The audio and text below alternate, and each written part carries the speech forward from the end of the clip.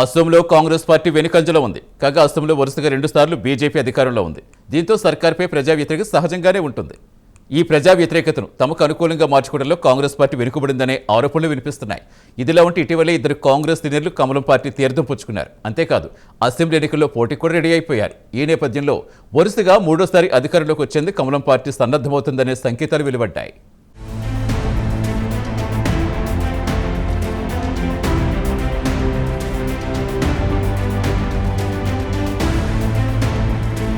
అసోంలో ప్రతిపక్షంగా ఉన్న కాంగ్రెస్ పార్టీ పనితీరుపై విమర్శలొస్తున్నాయి.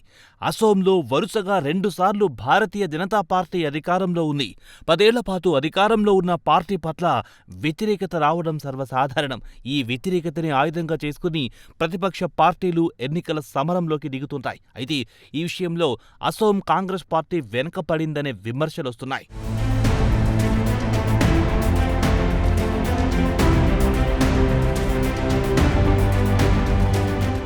గౌరవ్ గొగోయ్ ప్రస్తుతం అసోం కాంగ్రెస్ కమిటీకి అధ్యక్షుడిగా ఉన్నారు. అయితే బీజేపీ వ్యూహాలను, ఎత్తుగడలను ఆయన సమర్థవంతంగా ఎదుర్కోలేకపోతున్నారన్న ఆరోపణలున్నాయి. గౌరవ్ గొగోయ్ కాంగ్రెస్ పార్టీ అగ్రనేత రాహుల్ గాంధీకి అత్యంత సన్నిహితుడు. అంతేకాదు అసోంలో బలమైన రాజకీయ కుటుంబం నుంచి గౌరవ్ గొగోయ్ వచ్చారు.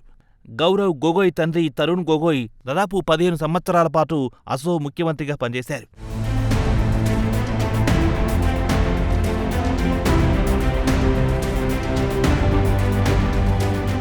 కాగా ముఖ్యమంత్రి హిమంత బిశ్వ శర్మ పాలనపై ప్రజల్లో వ్యతిరేకత లేకపోలేదు. ప్రధానంగా అసోం యువత హిమంత పాలనపై తీవ్ర అసంతృప్తితో ఉన్నారు.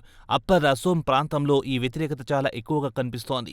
తమకు ఉపాధి అవకాశాలు కల్పించాలని అప్పర్ అసోం ప్రాంతంలోని నిరుద్యోగ యువతీ యువకులు చాలా కాలంగా కోరుతున్నారు. అంతేకాదు అసోంలోని అనేక ప్రాంతాలలో వైద్య సదుపాయాలు కూడా లేవు. ఈ అంశంపై కూడా ప్రజల్లో తీవ్ర వ్యతిరేకత వ్యక్తమవుతోంది. అయితే గౌరవ్ గొగోయ్ నాయకత్వంలోని అసోం కాంగ్రెస్ ఈ పరిస్థితిని తమకు అనుకూలంగా మరల్చుకోలేకపోతుందన్న విమర్శలు కూడా ఉన్నాయి.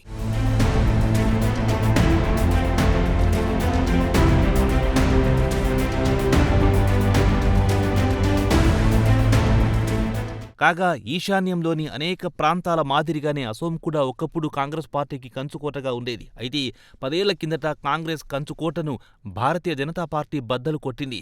తొలిసారి అసోంలో బీజేపీ అధికారంలోకొచ్చింది. దీంతో గత 10 సంవత్సరాలుగా కాంగ్రెస్ పార్టీ ప్రతిపక్షానికే పరిమితమైంది.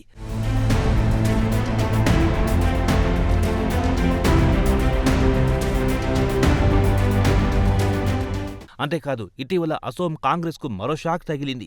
అసోం కాంగ్రెస్కు చెందిన 2 సీనియర్ నేతలు ఇటీవల పార్టీకి గుడ్ బై కొట్టారు. అంతేకాదు కొన్ని రోజుల వ్యవధిలోనే భారతీయ జనతా పార్టీ కండువా కప్పుకున్నారు. అంతేకాదు వీరికి అసెంబ్లీ ఎన్నికల్లో బీజేపీ టికెట్లు కూడా ఇచ్చింది. కాగా కమలం పార్టీ తొలి జాబితాలోనే వీరి పేర్లుండడం విశేషం. దీంతో నమ్ముకుని పార్టీలోకొచ్చిన వారికి బీజేపీ అన్యాయం చేయదన్న సంకేతాలు వెళ్లాయి.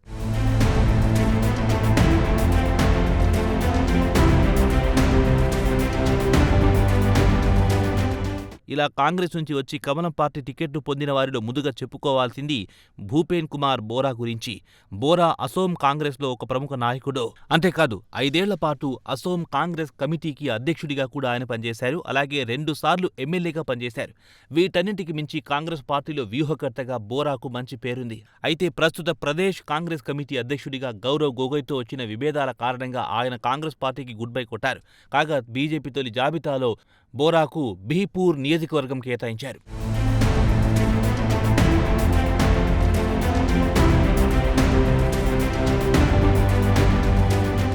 అలాగే కమలం పార్టీలో చేరిన మరో కాంగ్రెస్ ప్రముఖుడు ప్రద్యూత్ బోర్దోలి పేరు కూడా తొలి జాబితాలో కనిపించింది.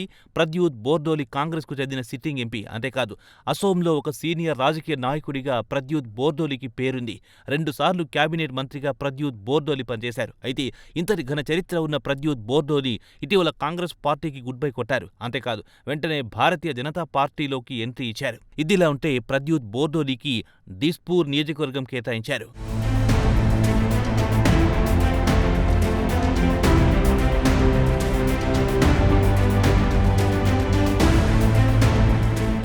ఇదిలా ఉంటే అసోంలో గతంలో చొరబాటుదారుల సమస్య చాలా ఎక్కువగా ఉండేది.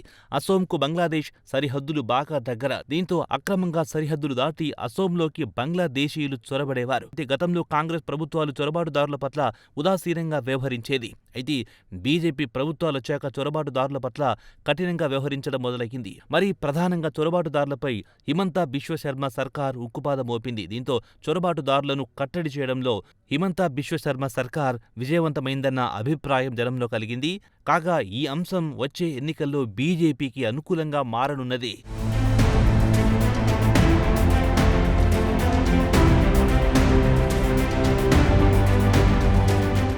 అంతేకాదు గత 5 ఏళ్ల కాలంలో అసోంలో అనేక అభివృద్ధి కార్యక్రమాలను హిమంతా బిశ్వశర్మ సర్కార్ చేపట్టింది. ప్రధానంగా శాంతి భద్రతల సమస్య తలెత్తకుండా కీలక నిర్ణయాలు తీసుకుంది. అలాగే రవాణా నెట్వర్క్ను బలోపేతం చేయడానికి హిమంతా బిశ్వశర్మ అనేక చర్యలు చేపట్టింది.